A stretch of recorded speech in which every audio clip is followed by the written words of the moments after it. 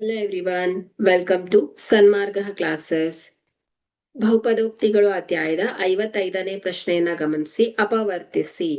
27 into y cube plus 125 into z cube. So ಇಲ್ಲಿ ನಾವು ಇದಕ್ಕೆ ನಾವು ಘನ ಮೊತ್ತದ ರೂಪದಲ್ಲಿರುವಂತಹ a cube plus b cube ಸೂತ್ರವನ್ನ ಅನ್ವಯಿಸೋಣ.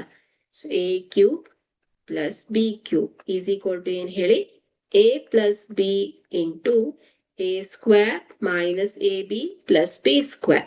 ಓಕೆ, ಸೊ ಈಗ ಇಲ್ಲಿ ಕೊಟ್ಟಿರುವಂತಹ ಪದ 27y ಕ್ಯೂಬ್ ಅಲ್ವಾ. ಸೊ ಇದನ್ನ ನಾವು 3y ಹೋಲ್ ಕ್ಯೂಬ್ ಪ್ಲಸ್ ಏನ್ ಹೇಳಿ 5z whole cube. Okay, so a cube plus b cube is equal to ಏನಾಗತ್ತೆ ಹೇಳಿ, a plus b.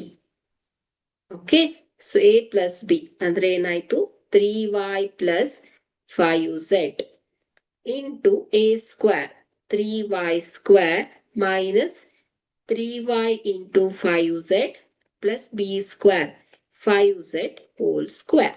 Okay, so is equal to 3y plus 5z into 3y square ಏನಾಗತ್ತೆ 9y square minus 5 ಮೂರ್ಲೆ 15yz plus 25z square ಆಗತ್ತೆ. Okay, thank you.